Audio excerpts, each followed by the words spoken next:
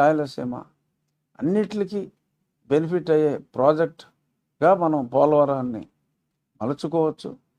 అది ఇప్పుడు భారతీయ జనతా పార్టీ ఆ వాగ్దానం కూడా మరి సాక్షాత్తు నెంబర్ 2 అమిత్ షా గారి నోట్లోంచే వచ్చింది. ఖచ్చితంగా ఇవాళ మోడీ గారు కూడా అదే వాగ్దానం ఇస్తారు అని మనం ఆశించడంలో ఏమాత్రం తప్పు లేదు. కాబట్టి ఈ రోజు నుంచి ఇప్పటికే సర్వేలన్నీ పూర్తిగా అనుకూలంగా ఉన్నాయి. ఏ సర్వే చూసినా ఆర్టీవీ రవిప్రకాష్ డెఫినెట్గా మరి ఈ ప్రైవేట్ న్యూస్ ఛానల్స్కి ఆర్జుడు రవిప్రకాష్ మరి ఆయన కొత్త ఛానల్ నుంచి చెప్పింది పూర్తిగా అనుకూలంగా ఉంది. ఇంకా ఏ సర్వే చూసినా ఫోకస్ అని అదొక చాలామంది చేస్తూ ఉంటారు, ఆ సర్వే కూడా బ్రహ్మాండంగా ఉంది.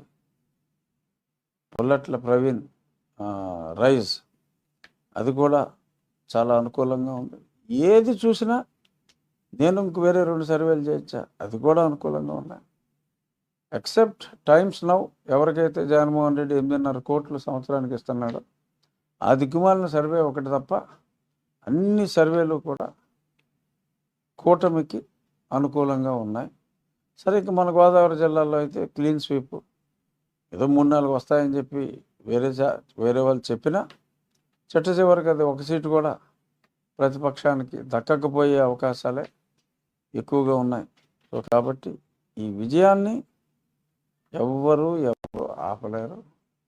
అబద్ధాలు చెప్పి టైటిల్ డీడ్ గురించి వాళ్ళు కేసులు పెడతామని చంద్రబాబు నాయుడు గారు లోకేష్ గారి మీద పెట్టేశారు కేసులు. అయినా సరే తగ్గేదేలే. డెఫినెట్గా ఇవాళ మళ్ళీ నేను మాట్లాడుతున్నా.